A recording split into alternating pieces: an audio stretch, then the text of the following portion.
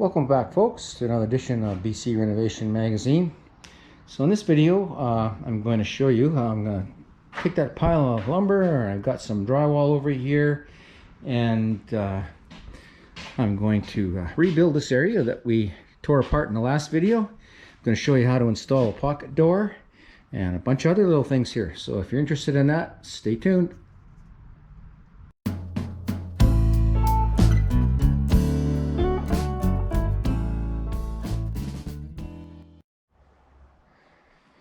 Alright folks, so I'm carrying on with my little job here of getting ready for my HVAC contractor to come in and do his thing. So in the last video we tore this area all apart here, and I showed you, what a mess it was. But in this video I'm going to start putting this back together, and I'm going to show you how I do that. So we've got a lot of things going on here. We've got kitchen cabinets here.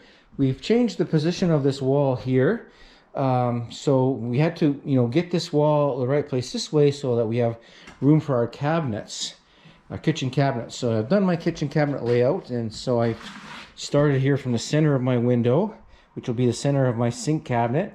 And so I have a sink cabinet, I got my dishwasher, I've got a range, and then I have a small cabinet here. So I wanted to make sure I was going to get this wall in the correct place so that, when I get to that point sometime down the road where I'm installing cabinets, everything's going to fit properly, both on the lower and the upper cabinets. So I have to keep that in mind. On the cabinet note, I've got also from this pocket door, which is going to get installed here, I'm going to have a cabinet here, and then I've got a refrigerator here. Now I've changed this wall here, and so this wall is a little bit different, but I needed to make sure that I was going to have room for my fridge. I'm putting a 30-inch fridge up above. I'm going to have a 32-inch cabinet, so that all has to come in line and meet up with where this door is going to end. I'm putting in a pocket door because I don't want a swinging door in this area, so it's going to be a pocket door that's going to slide back towards the wall. So I have to have room for the pocket door. So I got to work that in between, these cabinets over here and those cabinets over there, and the room I need for the pocket door frame. So that's another thing I got going on. Got quite a bit of electrical in here. I've got this drop here for that light over there. I got drop here for 2 circuits for the kitchen counter plug, which is going to be on this counter here. I've got another drop here for a circuit for the refrigerator. I got another circuit there for the furnace. In this little laundry room area here, I've got a circuit here for the dryer. I've got a circuit for the washer. In this utility area here, I've got a circuit here for the hot water tank. I'm going to be adding a circuit for the air conditioner condenser unit, which is going to be outside the back door here. So I got to run that wire in before I get that all closed up. I have to also run in a circuit for my heat tape, because we have moved the heat tape. The heat tape used to be in underneath the sink, and what we've done is taken that circuit, which is right here. The heat tape's supposed to be on its own circuit, so we have this here, which went down underneath the sink, and that's going to become a circuit for the over the range microwave. So this thing here is going to go. This was just a range hood thing, which is not enough power to run a microwave. So that's going to be eliminated, and we're going to use that circuit from an old heat tape to run the microwave. So it'll have its own circuit. So yeah, lots of electrical stuff going on here. Then in keeping in with making things fit, I've got a washer and dryer that I have to put in here. This pocket door has to be sized so that the washer and dryer can come into this room. So we have to have a proper sized door, and it's going to be we're going to use a 30-inch door, 2'6", to get your machines in and out. And we're getting really tight for the furnace area here. So you can see I don't have a plate. I've laid out these plates on the floor. I don't have a plate in the back, so we're just going to run drywall behind there. It's going to have 2 layers of drywall glued together, which is going to be the back of the furnace, so that we have room in there for the furnace. What else do we have going on here? Lots of things going on. Okay, then we got a pan. This is a 24-inch pan for our 22-inch diameter hot water tank. That's going to have a drain that's going to go out and drain underneath, so that if the hot water tank springs a leak, it's going to take it out away from the under the floor there, so it doesn't damage the floor anymore. We have to work in a dryer vent. Okay, so that's been a problem in this home. The dryer vent was not vented outside outside the home when I took it over. So that dryer was just venting right into the room. So we're gonna put a proper vent in using this 4-inch pipe here and elbows, and basically we're gonna go through the wall here. So the washer is gonna sit on the left, and the dryer sits on the right, and then above here we're gonna have cabinets. So again, we wanted to make sure we have room for our cabinets up above, so that determined, you know, where that wall was gonna go there. But this dryer vent is going to go out through the wall here, and then it's going to go down through the floor there. And we have a floor joist right here. Okay, so we've got a floor joist right here. So we're going to squeeze this dryer pipe down through here. So it's going to come like this, go into the floor, and then it's going to go underneath the floor out to the outside. And then we'll have a properly installed dryer pipe that's going to be with the metal pipe, so it's all to code. So you can see we've got some walls here that are 2x4. We need the 2x4 wall to, you know, slide our pocket door frame into. Then we changed to a 2x3 wall here to give us room beside the plenum opening for the furnace. And we wanted to have that, you know, centered up in there so it looks nice from the other side. We've got room all the way around so that the furnace, you know, has got room to breathe. And then we go with a 2x4 wall here. Before we had that 2x2 wall. But here, this way, we want to have a 2x2 wall because we're running tight over here. We have to have room. We're going to install a bifold door now that's going to open up, so it'll give you access to this panel. And you can see we've got rid of all that old framing and stuff that was around here.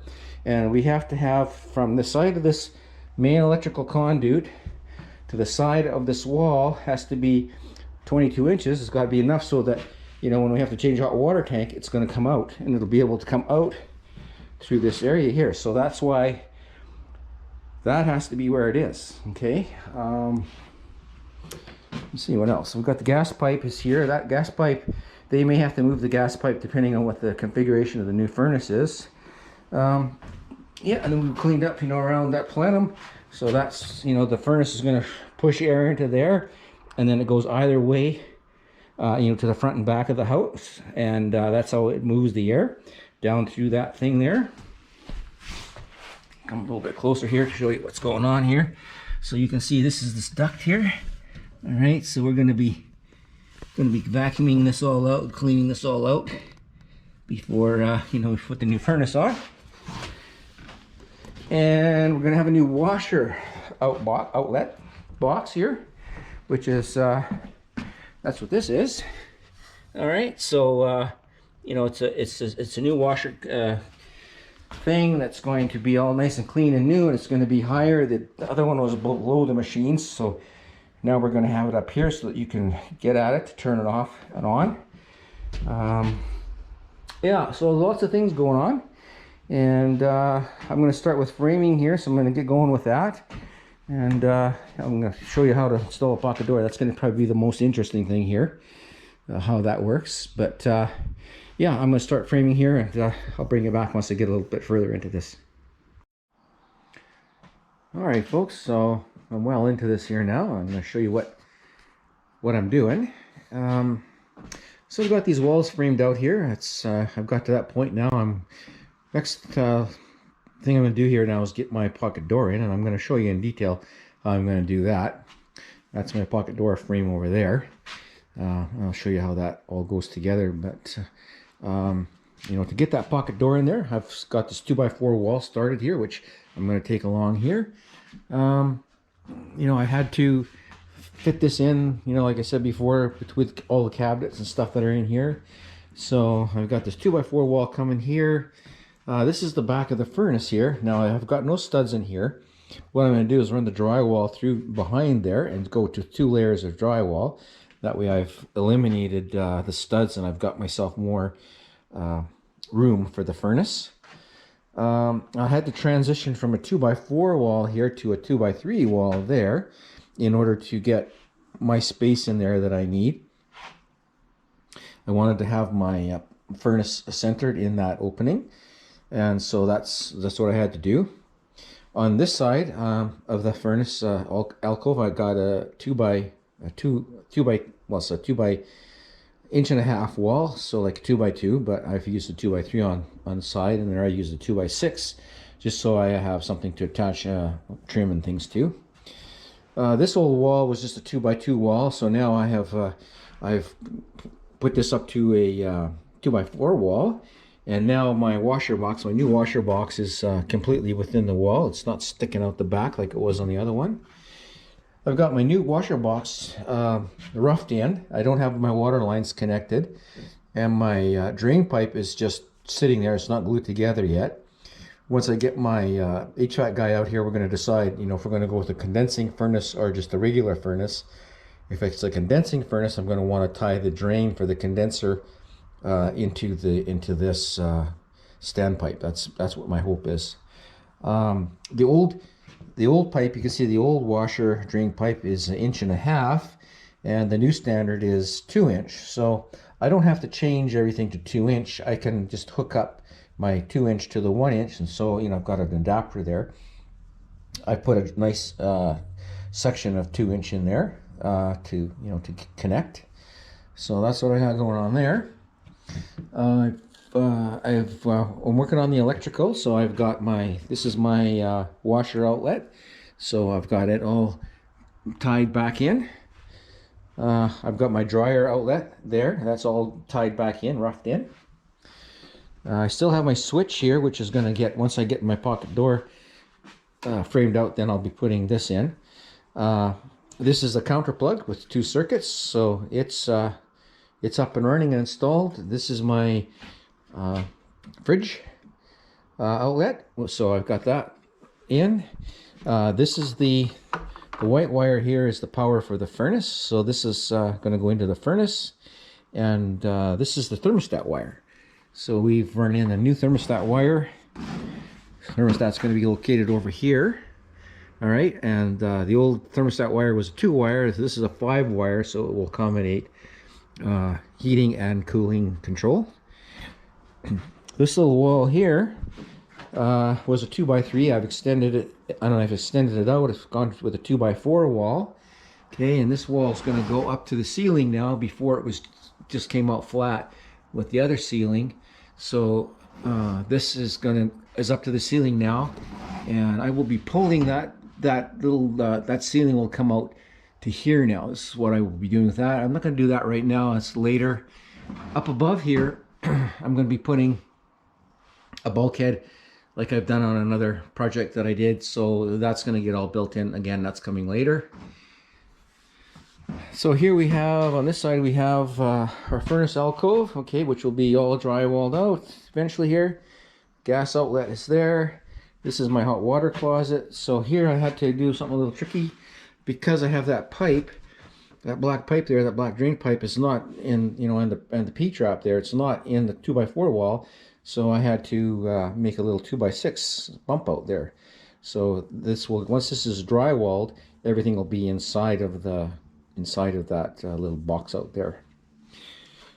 Okay, I still have to do my hot water pan. I still have to get my dryer vent installed, repair this floor. I'm going to get rid of that pipe there and that one down there. I've got the outlet for the electrical outlet for my heat tape roughed in here. So this is it here, and this is going to get a ground fault plug, and then this heat tape is going to plug in right here. All right, so now this is easily monitored. Before, you know, used to be underneath the mobile home. You had to crawl underneath there to monitor it and see if it was working or not. And now this will be right here. So you just open the door and it'll be right there. So, you know, before I put the drywall on here, I had to get this installed. Get this wire in. And this red wire is my wire that runs from the panel.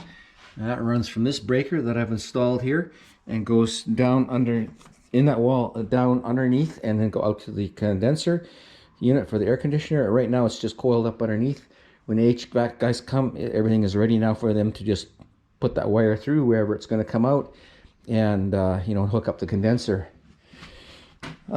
This other wire here, this white wire here, is a circuit for the dishwasher. So almost forgot about that.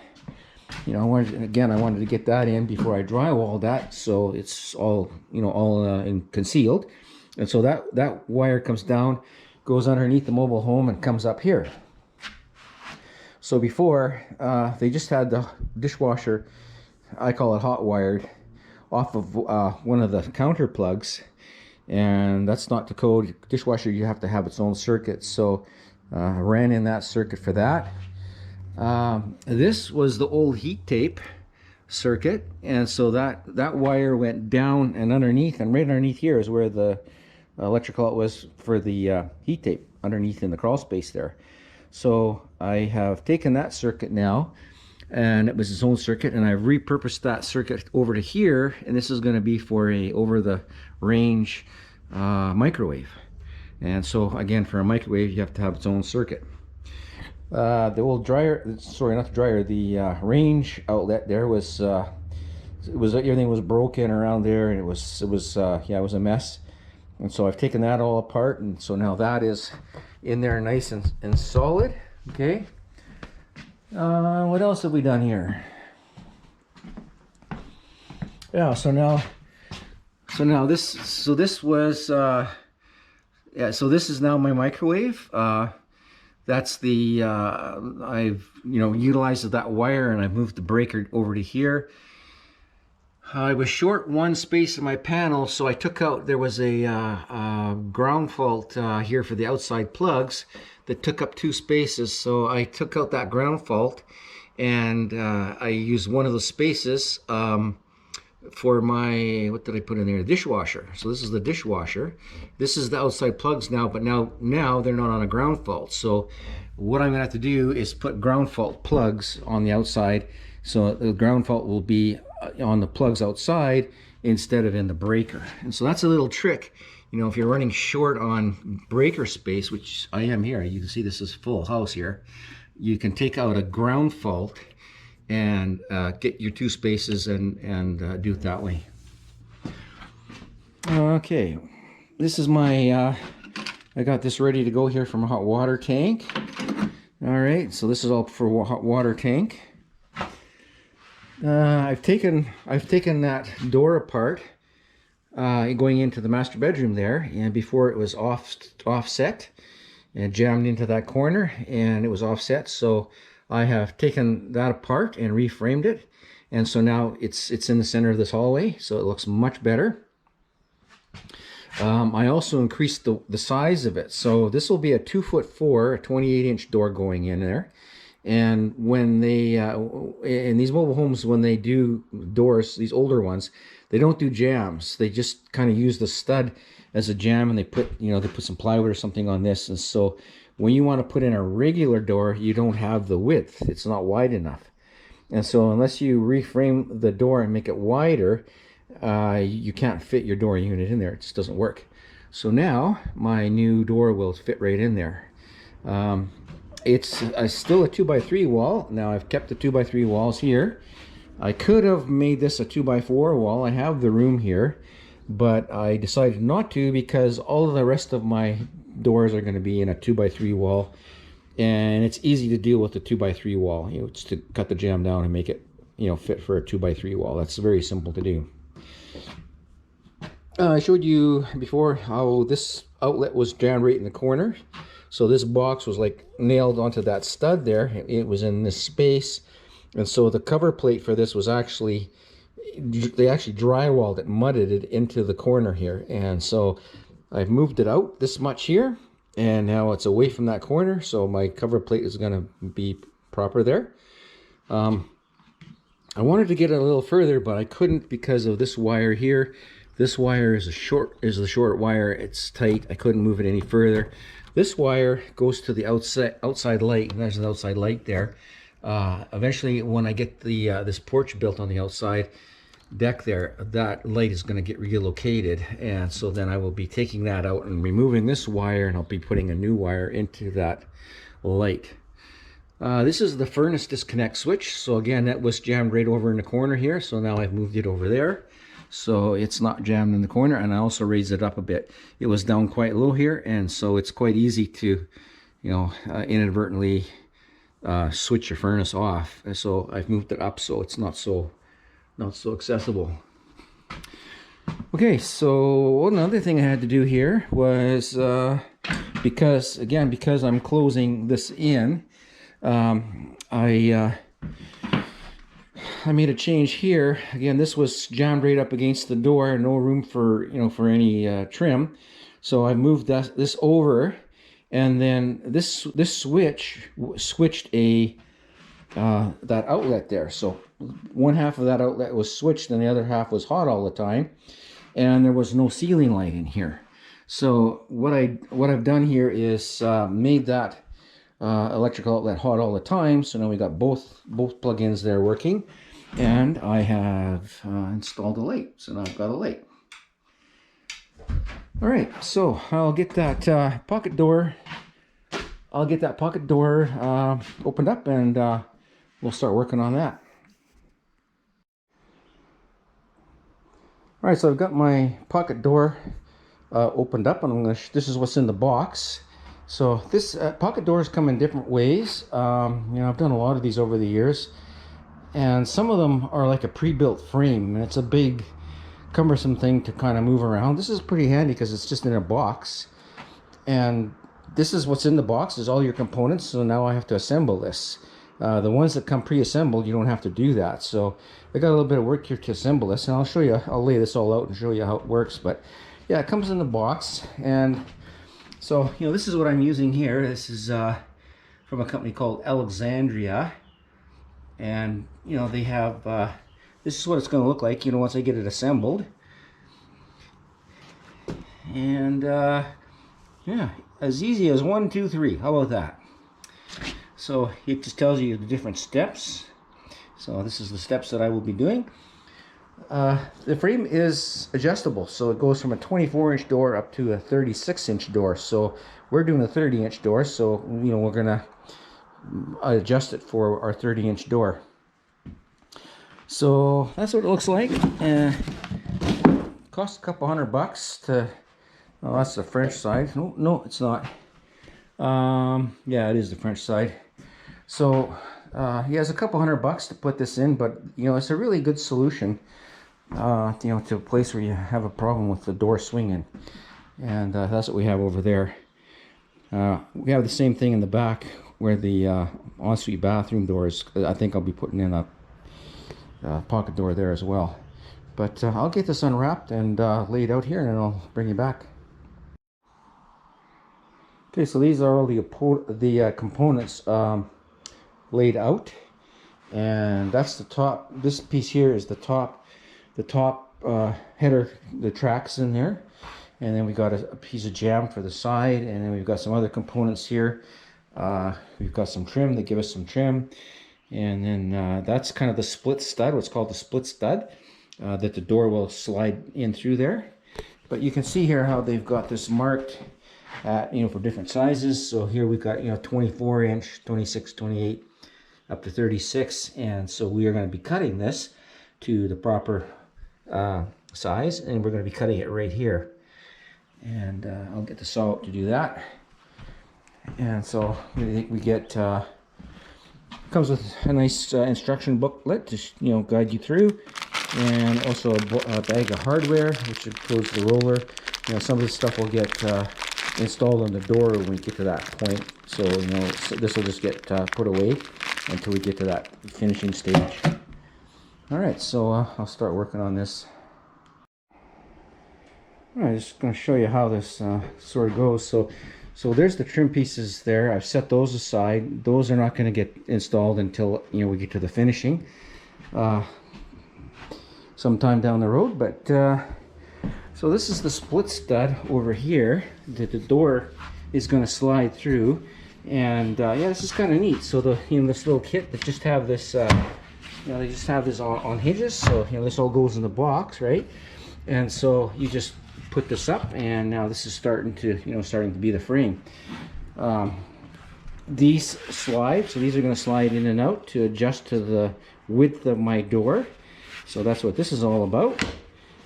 And yeah, I just wanted to show you that before I started putting this together. So you can see how these slide. These will be coming out eventually. These are just there temporarily to hold it apart, so it's in the correct space apart. And this is the bottom, so this is these plates will get screwed to the floor. All right, so it's kind of expensive at 200 bucks, but for what it is, there's a lot of hardware involved here. Hardware is not cheap, and it's a really nice system. It's really easy. This is really DIY friendly. If you're handy as a DIYer, you can definitely do this. You just simply want to follow those instructions to the T, and you won't have any problems. All right, so I've got this part of the door. This is actually the pocket assembled, and I've got this back piece on now, which is called the spine. So this is going to come up and go against the wall, and this is how it will attach to the wall. But you can kind of see how this, how this it just slides to adjust to the size of my door. All right, so now I've got to work on the top piece over there. Okay, so I've adjusted the slides there to get to my proper width, which is 30 inches. Now, this is the bottom of the door, so this part's going to sit on the floor here. And now I'm working on the header, which is going to come across here, and then it'll connect to the side jamb on the right side. So this thing is, I'm just laying this out to build, and it's going to just sit up like that over there in that opening. And so here's the header. I got the header up on my bench. And so I've cut these blocks out, so now I'm at my proper 30 inches here.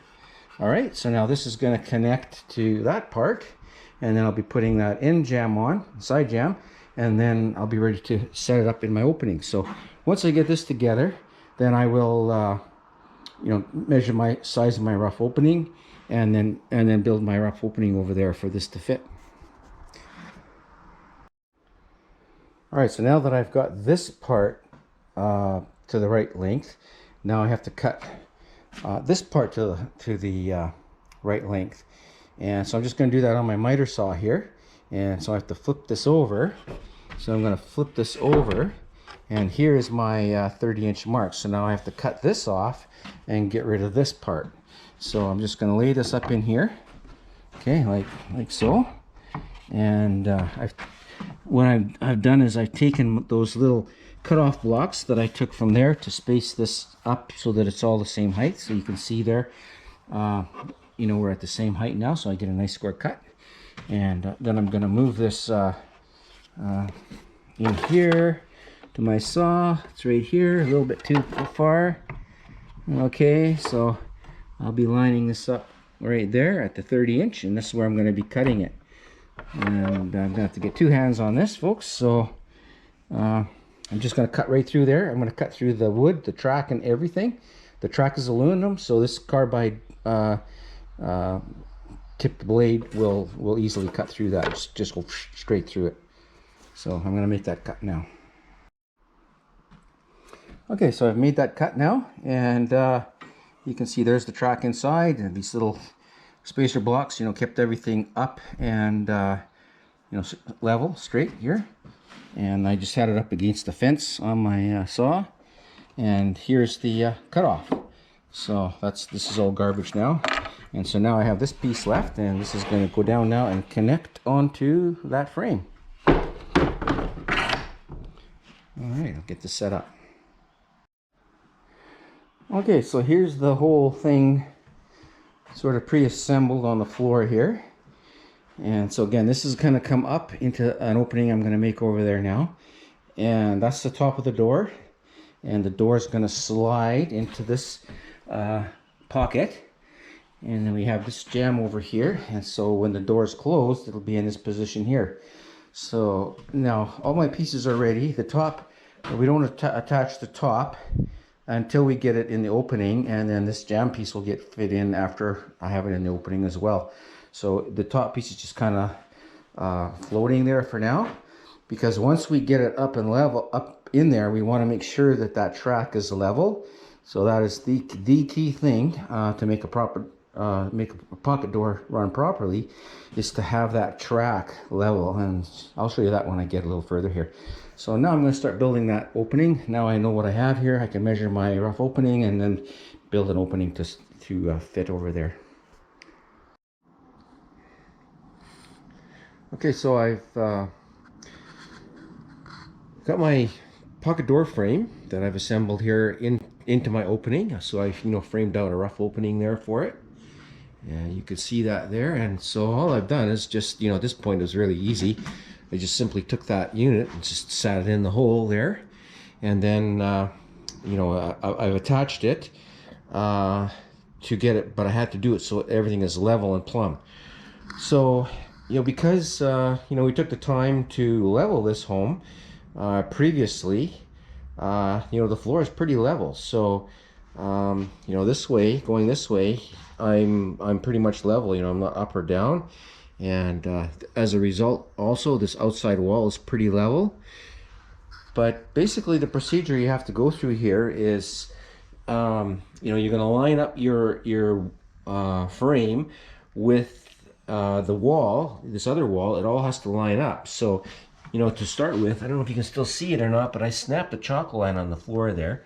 It's that blue line there. And so I've just lined that up with the blue line. You can sort of see the blue line there if you look closely. So I've just lined up the frame with that. And what I did was I started securing it to the floor here. So I put 2 screws in there, and so I anchored this point.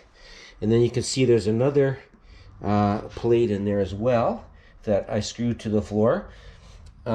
If the floor was not level, I would have to shim, to get this so that it's level. Okay, so I didn't have to do that here because the floor is level. And then I continued by screwing through to the stud that's behind there at the bottom to set that in place. All right, and then I came up to the top here, and just using my bubble level, I put my level on the track up there, okay, and you got the track level by moving the end of that header up or down on each end until it was level. And so this was the secure point, and so once I got it, once I got that header level, okay, then that determined that where the spine of this pocket door frame would go. And so once I had that established, I actually did that before I did that first screw down there. So I got it level, and then I secured that bottom point down there. Okay, and then I was ready to, because this was level, then I was ready to get this plumb, this part of the frame plumb. So there's 2 things that you can't change once this is in. So when you go to finish your door, there's 2 things that you can't change, and that's going to be your header. So wherever you put your header now, it's going to stay there, and wherever you put this part of the frame is now, that's going to stay there. You can't change that later. Once you get drywall and stuff on here, you're not changing those 2. So as long as you have the track level by adjusting your header up and down on the end, it's going to pivot. It's going to pivot on that point there, so it'll go like this, pivot. Once you get that set, then you pivot, you anchor it there or there. Depends on how your wall is level or plumb. Okay, so in my case, that wall is leaning, the outside wall is leaning out a little bit. So I started down there, and it's screwed tight down there. And then I leveled, put my level on the once I got the track level, then I leveled it here, okay? And so, and I had to, in order to get this level, I had to shim the whole thing over this way, and that's what you see here. Is you see this little shim here, all right? So once I got that level, then I secured it here. So now I'm secured, my spine is secured there and at the bottom. So now that wall is not going anywhere, okay? And you know, and this, your frame just lines up with your the pocket door frame just lines up with your framing, okay? So it's all straight. When the drywall goes on here now, it will all be even, right? That's how you determine it this way, okay? And once I got that shimming over there, then this shim was actually put in here as part of the leveling process of the track. But that track was pretty much level, and I just put that shim in there to take up that space. You can see the space in here, and then I ran a nail, a screw up through here, okay, to secure this part of the frame. Now this jamb is just going to float. So this is just floating. So this is the finished jamb. This is going to be the finished jamb. Our drywall is going to come up to either side of this. And so I've just temporarily, you know, shimmed this in place.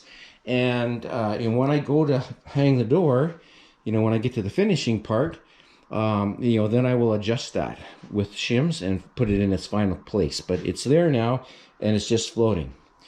All right, so obviously I'm not going to install the door now. You know, I've got drywalling and things to do. The door is going to get installed at some other point when I do the other finishing, you know, sometime down the road here. But if you're interested in that and following along with me, hit that subscribe button and turn on that notification bell, and you will get notifications to follow along on this project as we move along here. All right, so now I've got this all pinned in here. It's ready for drywall. All right, I'm not going to drywall this right now. My key thing here is to get ready for my furnace and the hot water tank. But this is, you know, this is just simply drywall this now. This is all there is to it. So the way this works is there's this little track up in here, and we have these rollers. Now there's two of these rollers, okay, and these rollers, you know, come off the end of the track like this, but they will get attached to the top of the door, to a bracket on the top of the door, and then this is how it slides. It just slides on that track, okay, and the door will slide back into this pocket, okay, hence pocket door. All right, so are we seeing that? Yeah, right there. Okay, so it slides back in there. Okay, so this is what we call a split stud, and you can see how it's going to go back into here. This wood will allow us to attach the drywall. Okay, we have to be careful that we use short drywall screws. We don't want anything protruding through there. If you have a screw that comes through there and protrudes into there, it will scratch the door, and yeah, it's really hard to deal with after it's all drywall and finished. So I have put a for this way to this part slid. I showed you how that worked before. I've just run in I ran in a 1-inch number 8 screw into there, and you can see it doesn't go all the way through. So what I've done is just take my Sawzall and just saw it off. Okay, so that's how I've secured that, so they don't slide apart on me. And I've only did that at one side. Once the drywall goes on, you know, the drywall will be screwed to this and this, and once the drywall's on, it's not going to move apart anymore. But you can see now this is pretty solid. All right, so now I'll just, you know, take and trim those shims back, and this is ready to go. Okay, it really is quite easy. But the main thing is for this to work properly is you got to get that track level, and you got to get this thing plumb. Okay, this part of it here. And once you have those two things set, everything else just falls into place. That door will slide there, you know, like nothing. So we have these you know, these little pieces of hardware. So I've got this little bag of hardware that's left, and this is all going to get used. You know, this is the other roller, and there's some other hardware in there. There's an adjusting wrench in there. So this is going to get put away, and when I get to the finishing, then I'll be using the rest of this. All right, some of you may be wondering, what's this little gadget right here? So what this is a tester, and you know, I took all of this electrical apart. I haven't moved anything or changed anything here. I just, you know, took it apart so that I could get the old wall apart, and now I've put it back together. So what this is this is a tester, and what it does is it allows me to test to make sure that I have put things back together correctly. So there's a series of lights on here. We've got a red one and 2 orange ones, and there's a different combination of lights that will show up, and there's a legend there on the top that shows you 2 solid orange indicates that we've got it correct. All right, so you can see, I don't know if you can see this or not, but on the bottom on the legend there, 2 oranges is correct. All right, and this red button here is for if you're testing a GFI. So if you have a GFI circuit or outlet, you plug this in and you press the button, it should trip the GFI if you have it wired correctly. So that's what this little gadget is. All right, so now I'm going to, I need to get my dryer vent installed and work on this plumbing. So that's up next.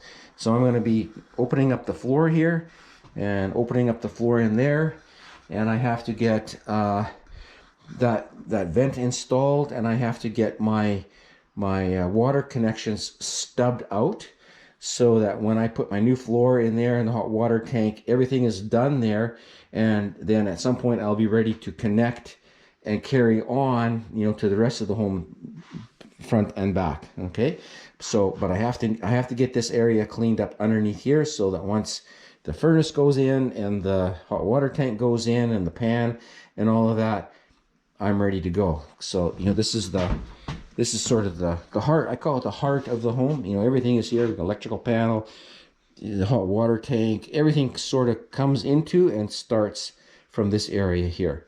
So our heat distribution system, goes from here both ways, and so this is the starting point. So to prepare, I need to have everything ready to go. I got to get rid of all these old pipes and stuff and get my new ones in before I close this up. So that's what's up next. I'm going to carry on with that. All right, so I've cut this section of the floor out to open it up for access underneath here, because now I need to get my plumbing in for my my water supply lines in here for my washer box. Okay, and this is all my old ones underneath there. You can see those old gray poly B. We're going to get rid of all of that. So I'm going to start cutting that out. You can see where I've already been cutting, from before. But this is kind of what it looks like underneath here. As you can see, the insulation, the underbelly wrap is underneath the insulation. There's the main duct for the furnace that comes, out of that plenum. So the furnace air goes down through there, and then it goes along that duct that goes both ways to the front of the house and the back. You see this black on the insulation. So what that is dust. This home has always had a problem, by the looks of it, with the dryer vent, and I think at one time the dryer vent was just blowing down into the space underneath there, into the underbelly, not going out. There was no evidence at all anywhere when I took things apart here that there was a dryer vent to the outside. Well, actually there was, yeah, in the addition there was, but it wasn't connected. And like I said, when I bought the place, it was just running wild in this room. So one of those holes over there at one time was a dryer vent. The other one was a combustion air when they had the hot water tank, hot water tank. So I'm going to be running the, where's my little thing here? I'm going to be running the dryer vent. Okay, here's my little thing. So my dryer vent is going to go, and you can see now, you start to see how, I had to watch that I had enough space here between this stud and this floor joist. Okay, so this floor joist goes through there. What I'm going to do is I'm going to put a dryer vent that comes in like this, okay, and is going to go down into the floor there, and then it's going to travel under the floor over top of that furnace duct, and then it's going to go through out and then outside out, exhausted out. So it's all going to be this metal pipe here, and so that's where I'm going with this. Now in there on the cutout, I'm going to be putting a new floor over top of all of that. So that's going to actually reinforce the floor for where the hot water tank sits. And then here I'll be patching this, and then eventually I think I'll be putting another layer on top of all of this and putting ceramic tile here, because this is a wet area, this is the laundry area. And so usually in my laundry areas I put ceramic tile. So this is going to get, you know, repaired, and then another layer on top, and then ceramic tile on top of that. But yeah, that's kind of where I'm going here now. So I'm just working on this plumbing and that vent for the dryer. Okay, so now I pulled this first chunk out of there, and so I want to show you this. Now this is this is the all poly B polybutylene pipe that's called, and there's a lot of problems with poly B pipe. A lot of people won't even give you insurance on them anymore. It's a major liability to have it in a home these days. And there was 3 ways that poly B was done, and 3 generations of it. So as the generations went from 1 to 3, it changed, the material changed, the way they put it together changed, the fittings changed. And actually by the 3rd generation, you know, which is we're into the 90s, you know, when it was finally banned, that last generation was actually pretty good. You know, the pipe itself was formulated from better plastics, and so it didn't degrade from chlorine and heat the way the old stuff did. You can see here, this is the worst of the worst. So this home is in 1984, and so this is the worst of the worst. And what we have here is plastic fittings as opposed to the brass fittings. So here you can see where I just stubbed this off, you know, temporarily, but you know, the best of the poly B fittings were made out of copper, actually, with copper crimp rings. And you can see that this is a plastic fitting with these aluminum crimp rings.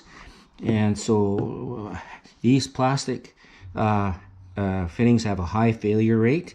They will crack down in here, and then you get a leak, you know, down where in that fitting right in there. So right in there, that's where they usually break. This old pipe can split. It deteriorates, and then you'll get a longitudinal split on it, and then that will cause a leak. And so yeah, this is the worst of the worst.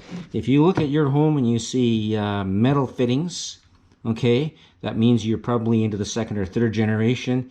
If you see copper rings like this for crimp rings instead of those aluminum rings, you know, there's you know, it's risk is less, okay. And if you know how to read the ratings on the pipe, you can see there's some numbers and stuff there. I'm not going to get into all the technicalities of that, but if you know how to read all that, and you know, you can look it up. So all those numbers mean something. It can tell you which generation of pipe this actually was. Now, so on this one, I don't know if this is going to show up on the video, but you can see, I don't know if you can see these crusty deposits here, and you see the staining on the ring, and you can see the crusty deposits here as well. Okay, on this side you can see there's more crusty stuff. So what this one has been leaking. Well, not leaking, but seeping. Okay, and it's been seeping. This was the top, and it was seeping down like this and collecting on the bottom. This is the underside of it. So you can see how this one, you know, this is close to failure here, very close to failure. So it's just very slow seep. It's not a leak, it's just been seeping. All right, so I'm just pre-assembling this thing here, so you can see how I've got 2 elbows there, and then connected to that pipe. And something I want to show you with this, I'm getting ready, and I'm going to slide that in, and you can see how that's going to go down between the joists and then towards the outside there. Now, when this is 4-inch pipe, and in our area, it's code to have 4-inch, and anything in any enclosed spaces like this has to be solid wall. You can't use that flex pipe. We have an electric dryer. If you have a gas dryer, then there's actually more regulations. You can't use that flex pipe anywhere, so it's got to be all solid. But this basically goes together like this. You can see it's got these crimps on the end of this one here, and whereas this one doesn't have the crimps. So this is designed to slide into that one. And you can put it together so that you can have your joints. When this goes in, you're going to have this flange sticking inside of this. So you want to have the airflow from the dryer going past the flange, all right, so that it's not going to catch on the flange. If you put it in like this, this flange shows, okay, this flange would be inside the pipe, and you're blowing against that flange, and lint and stuff can collect on there and eventually plug up your pipe. Also, when we put this together, we don't want to use any screws. If you screw this together, we've got 3 pieces here. We've got the straight part and 2 elbows. If we put screws in there now to hold that together, each one of those screws sticking through there acts like a little catch, and it's going to catch a lint as you know, the air is exhausted. So what you want to do is you want to tape your joints together, okay? And you want to use this. This is a metal foil tape. It's a special tape for HVAC. You do not want to use duct tape. Duct tape is crap. It's, you know, professionals don't use duct tape. Duct tape will eventually dry out and fall off, and it's ineffective, completely ineffective. Whereas this stuff, it's actually made out of metal, and it's there for the life of the pipe. It's super sticky. It will never let go. It never deteriorates. So this is what you want to use, no duct tape. All right, so I'm going to go ahead and tape up these joints and slip that in there, and then I'll show you when I get that done. All right, so I've got this thing in here. I'll tell you that wasn't easy. I still have to put another piece of pipe in here to bring it out from the wall to terminate it. But yeah, I've got it going through the floor here, so you can see it. You can see it there. There's the pipe there, and I've just got some insulation stuffed in around there to help hold it. And it goes through about to here, and then it goes down into the crawl space, and then so later I'll go down and hook on that and take it out through the skirting. But yeah, that's how this is coming together. And so now I'll be putting some, you know, new piece of flooring on top of this that will cover this up. So yeah, that's it. It was a tight fit.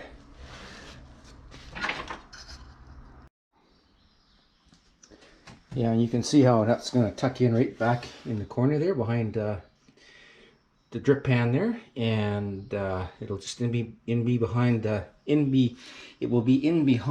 hot water tank there, and yeah, that actually worked out quite well.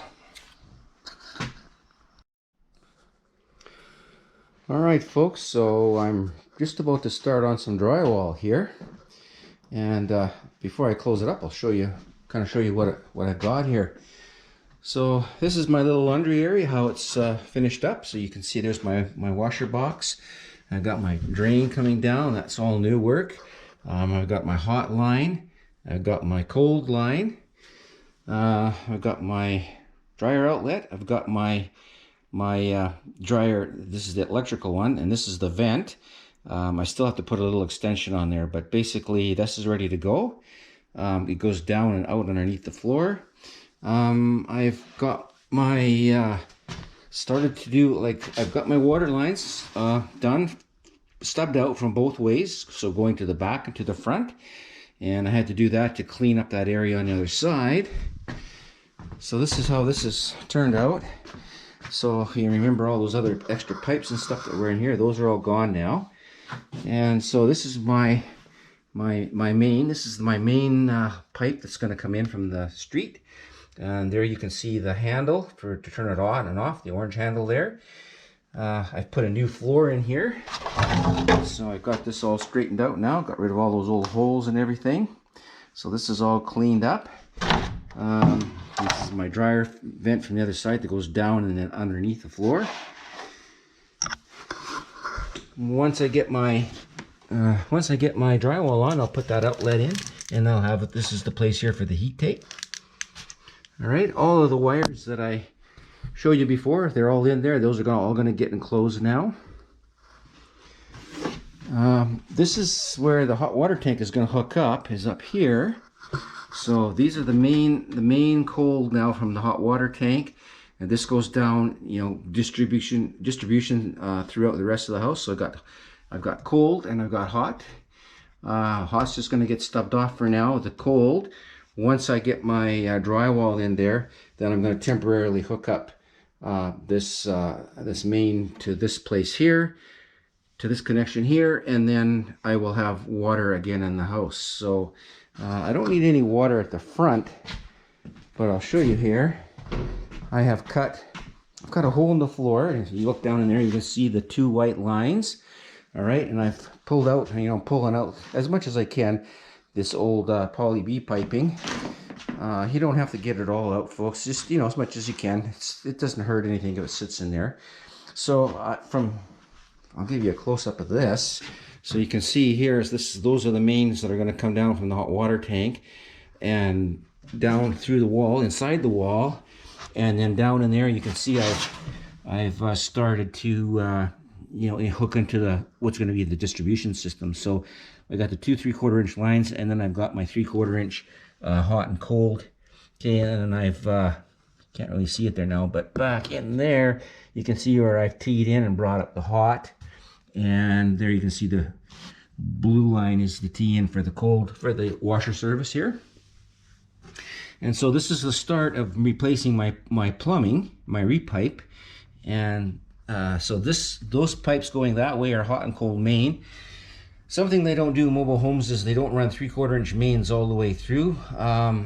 They change to half, and so you end up with 1/2 inch main lines. When I replace it, put all 3/4 inch. And so now so those lines run there underneath in the crawl space, and I have stubbed them out to about to here, and which is about the middle of the sink.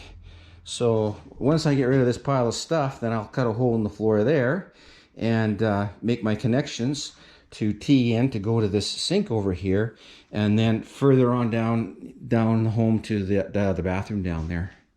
So I'm all ready to go now. Like, everything is stubbed out to this point this way. So I can finish that off, clean it up, tape it, paint it, and we're done. Going this way, I've got, you can see down in there, I've got my hot. The one on the left is the hot, which is stubbed into just about here. I will be making my connections to carry on to this bathroom at the back from this point here. And there you can see there's a half one of those. There's the 1/2 inch, the original 1/2 inch poly B main line to the back of the home here, to the main bathroom. So once I get into plumbing that bathroom, that's going to get all, I'll couple up a 3/4 inch PEX and run it all the way. So that will be coming out of there, that 1/2 inch poly B. This is just temporary for now, for just to get things out of that utility area. And so, once I get once I get to the inside here, the plumbing and stuff, like I say, my goal is to get onto the roof now, but we're still raining, still a wet day outside here, so I'm glad to be inside. It's pretty decently warm in here, so I don't know if you can see it out there, but it's pretty rainy, pretty wet.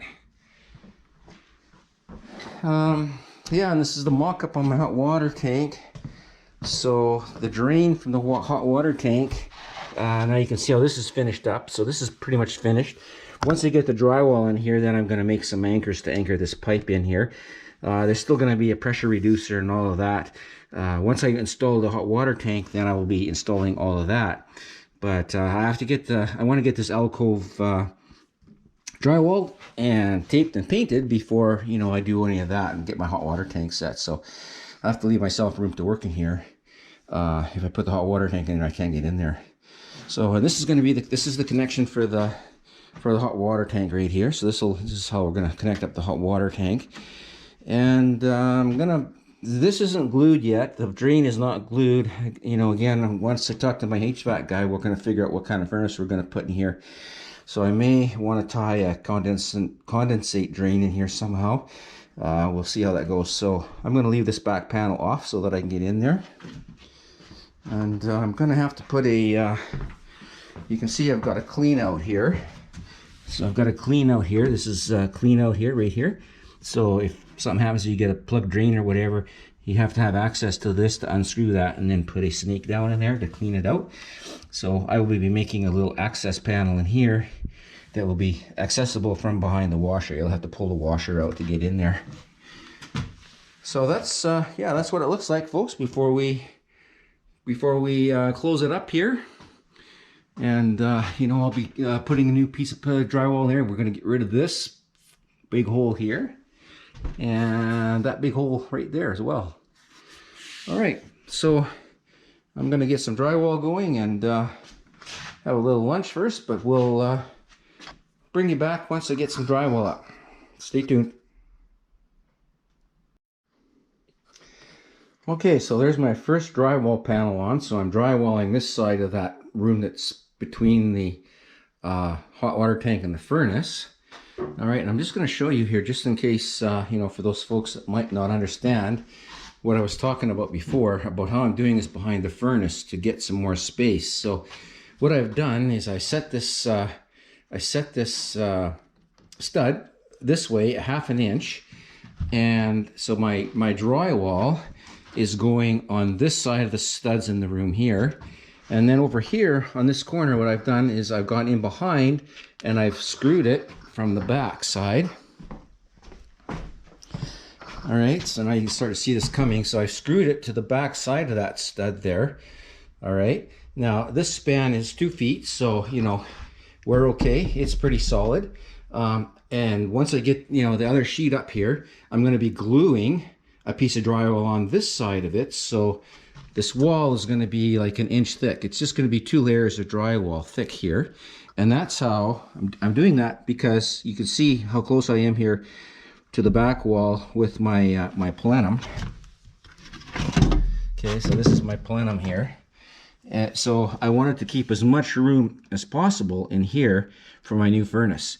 You can see that if I would have framed that, if I'd have put framing in there, I'd have been pretty close to the plenum. So by doing this little trick here, you know, I've gained that much room.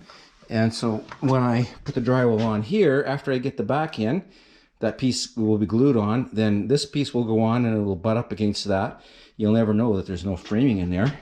And you know, it'll be solid. It'll be solid enough, you know, to be behind the furnace. And you know, on the other side, we're going to have the dryer behind. You know, it'll be behind the dryer, so the dryer will be sitting here, and then there's going to be cabinets up above, up there as well. So you know, there's going to be no contact really with that wall at all.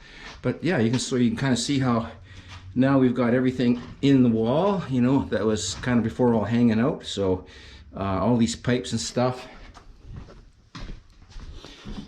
that were just, you know, kind of wobbling around there before, you know, now are going to be inside the wall. So when I put my drywall panel on this side, that's all going to be concealed.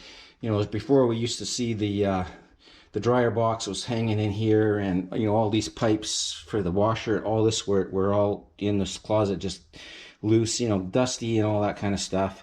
The main water pipes, you know, just went down the wall and through the floor. So you know, the only thing we have, we can't do anything with this, is that dryer vent. So you know, that's really the only way we could do that. So yeah, just wanted to show you that. And then of course here, you know, the drywall will be going on this wall, and it will butt up against, you know, this panel. Once we get this panel on, it'll butt up against there. And so then we'll have a finished drywall on this side. Both sides will have finished drywall, and then, you know, we can tape it and paint it. So just a little trick there to get more space. That's what that was all about, was to get more space.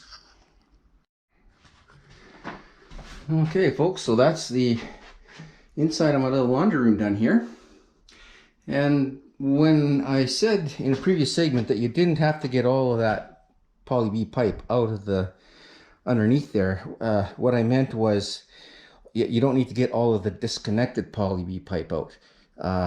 You don't want to leave any poly B pipe in your repipe. So you will get some people, you can ask them if they have done a repipe, and they'll say, oh yeah, I've done a repipe, the poly B is all gone, but they've only pulled out the poly B where you can actually see it. So, and, you know, many times they will, for example, you know, in an area like this where we used to have poly B coming up into this hot water tank area and the washer service, which you can see from the back there now. What they will do is they'll just cut it off underneath, and they'll put the PEX underneath, and you still have poly B in the walls. So the only way to get at that is to tear the walls out and open them up, do the do your repipe with PEX, and then you have a repipe job. You have a 100% repipe job. If you don't do that, you don't really have a repipe. You know, the stuff that you've seen is done, but the stuff in the walls is not. So, you know, you still have that liability. So I just wanted to clarify that you don't have to take all of the disconnected pipe out. You can leave some of that, because some of it's kind of hard to get out. It's kind of, you know, been tied in there. But so you don't have to get like every piece of disconnected pipe out. But you don't want to leave anything connected in there to poly B. Alright, so I'm just going to show you here. I've got the glue applied to the back of that drywall panel, and you can see the bottom was installed. I glued it, and so it's there. It's glued to the back of that panel, and I'm just using, you know, this product here in the cartridge, and good old PL 400. That's my my adhesive of choice. I use that for a lot. So now I'm just going to put the panel up in there, and then I'll do the side ones. The side panels will hold it in. Alright folks, I'm going to wrap this video up here now. I'm to the point where I want to be here now to get my HVAC guy in. So I've got this all reframed, got my electrical back in, I've got my pocket door frame installed, so that's ready to go. We got the drywall on in this little laundry alcove here. I've got my new washer box and all this stuff installed for the dryer vent and all of that. That's the little access panel that's going to access that clean out there. It'll be behind the machine, and I'll put a panel on it to cover it. But yeah, this is all done here now. Got my switch now inside of the room instead of outside where it was before. And thermostat wire, furnace, yeah, just electrical. And down the hallway here, I got this drywall here for the thermostat. So once I get my HVAC guy in here, then I'm going to tape this and paint it out, and so then we'll have paint underneath the thermostat. I framed out a bifold door that's going to cover this area now where the electrical panel is and the hot water tank is. This is the little alcove here now for the furnace. You can see we've got it all drywalled out, and once I get my HVAC guy here, then I'm going to tape this out and paint it so that when the furnace sits in there, it'll be all nice and clean. And I'm working on this little alcove here, so I've just put the hot water tank in there just to mock it up. It's going to be sitting in a tray. I don't have the tray in there, but it's going to be sitting in a tray that's going to have a drain pipe that's going to go out and down through this little access thing into the crawl space, so that when it's not if, it's always when a hot water tank develops a leak, the water will drain into the pan and go out underneath and prevent all this damage that we've had here from, you know, previous leaks in the hot water tank. So I've got my water temporarily hooked up again there. That's the white line in there, so that's just a temporary thing. I've left this open back here.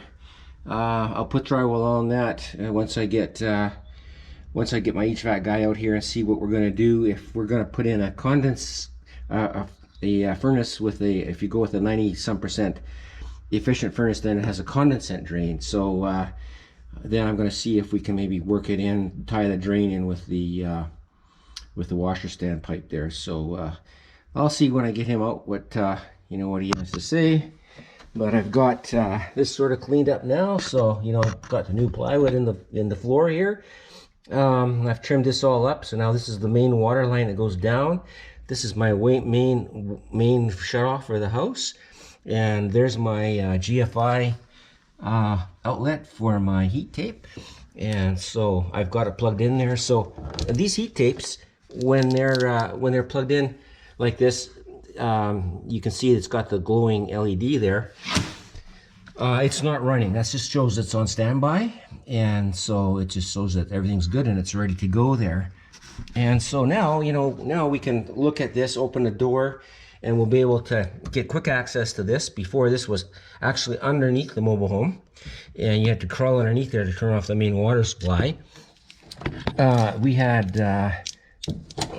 this, so we can monitor this now. We can see that this is lit.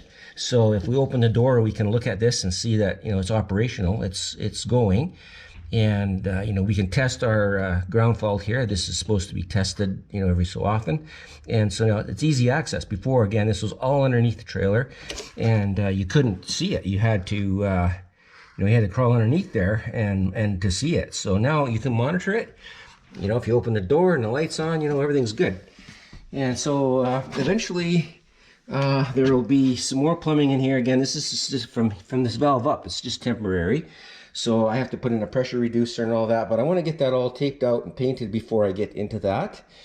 So yeah, that's that little closet. So as you can see, it's cleaned up quite nicely there. All those holes in the ceiling are gone. All right. And yeah, so that condensate drain, I'm not sure how that's going to work if we go that route. They usually have a little pump that the condensate drains into, and then it's pumped into some kind of a drain, which in our case would be the drain back there, I'm hoping. And we do have power there for the heat tape. So the heat tape is its own circuit. The heat tape is supposed to have its own circuit, but I think we can plug in a little condensate pump there. It wouldn't hurt a thing. So, and I've got I've got this opening here centered up now and the right size for a door, so I've got that all taken care of. I've got this electrical here all sorted out. So it was a lot of work in this little area here, but it's ready to go now. And so once I get my guy out here to to figure out what kind of a heating and cooling system we're going to put in there, then then we'll I'll just finish off the taping there and paint it and get it ready for him.